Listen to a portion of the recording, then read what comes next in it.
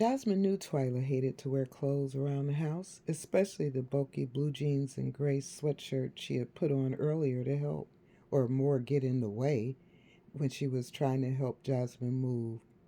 She preferred total nudity. Yasmin, what is wrong with the body? Why make you think bad from nothing? After great debate, Jasmine couldn't answer her, but still insisted she wear something. She came back in minutes later wearing a long blue silk robe, nude underneath, but she left open, which made it bellow out in the back like a bridal train. Yasmin had picked up a few photos of what must have been Twyla's Oma and Opa, grandmother and grandfather. The old man looked like Rodney Dangerfield, but then again, so did the old woman.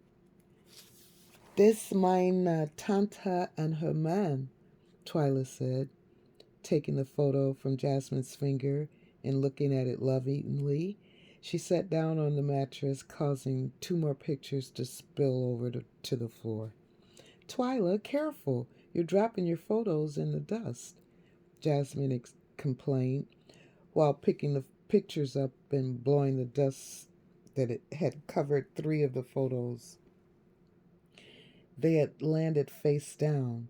She wiped them on her jeans, making sure to get all the dust off, and she placed the pictures on the mattress. She was standing over Twyla now and instructing, "It's up to you. Of course, how you make up your book, but it would be nice to start off with pictures of your family. Maybe this one." Jasmine picked up the one she looked at while Twyla was in her bedroom. "Is this your mother holding you as a baby?" she asked. "Yasmin, you know I tell you this. Yeah, this is my mutter.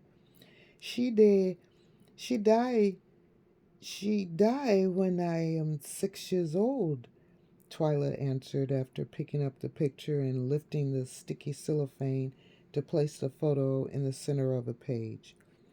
"No, Twyla, you never showed me these pictures before.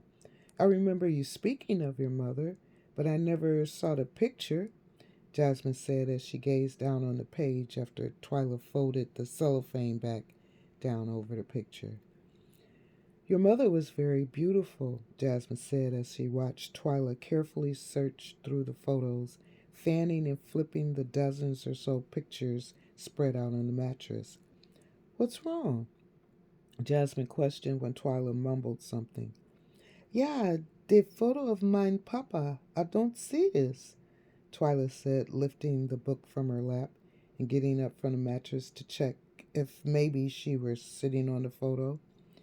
"You mean your Oma and Opa photo?" "It's right here," Jasmine said and bent over slightly, about to retrieve it. "Nine! My real papa! My black papa!" Twyla said. Then she got on her hands and knees and checked under the bed, her butt poking in the air comically. "Yeah, here is my papa." And Twyla handed the picture to Jasmine. Jasmine blew the collected dust from the face of the color wallet sized photo and brushed off the excess on the thigh of her jeans, like with the other photos. Then Jasmine made a close inspection of the picture. She had no one to blame for all this dust but herself. Frau, Book, Frau Brooke did a thorough job in cleaning the entire apartment, but Jasmine had insisted that the older woman not clean her room. She had her hands full with Twyla and her bad habits of tidiness, or lack of. At first, Jasmine thought it was her imagination. After all, soldiers look so much alike when in uniform, and if it weren't for the fact that she had seen the bigger version of this wallet sized photo of the young, handsome black man in dress uniform and white cap, she would have still had her doubts. But there was no doubting the name tag. It was the shiny plastic kind that you have to pin on the breast of the suit, rather than the stitched on ones on the soldiers' camouflage issues. On it was printed the surname Alexander. Jasmine was almost shaky with excitement, and Twyla looked at her really strangely with her arm outstretched. She wiggled her fingers, wanting the picture of Solomon, now referred to as the Colonel, back. Jasmine knew she had to get out of the apartment fast before she said or did something real stupid. This required some thinking out. Yasmin, bitte, do come to my party Samstag, yeah? Twyla said as Jasmine went in the kitchen area to get another box to lighten the load of the other box. Was? Jasmine said as she re entered the room just as Twyla was turning the page with Solomon's picture and lifting the cellophane for the next picture. My dinner party. I give for do here. Twyla tried to explain again. Twyla, you know I really think it's my turn to give the dinner party. After all, I have a beautiful newly decorated apartment downstairs, Jasmine said, almost singing the part describing the apartment to Twyla. Oh, Yasmin, bitte, this will have a very special surprise for you at this party. Do come, bitte, bitte. Twyla was almost pleading. Twyla, okay, stop that.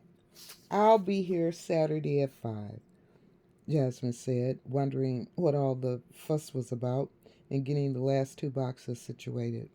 Good, good. I come later and help you with the unpacking, yeah? Twyla made a promise both women knew she wouldn't keep.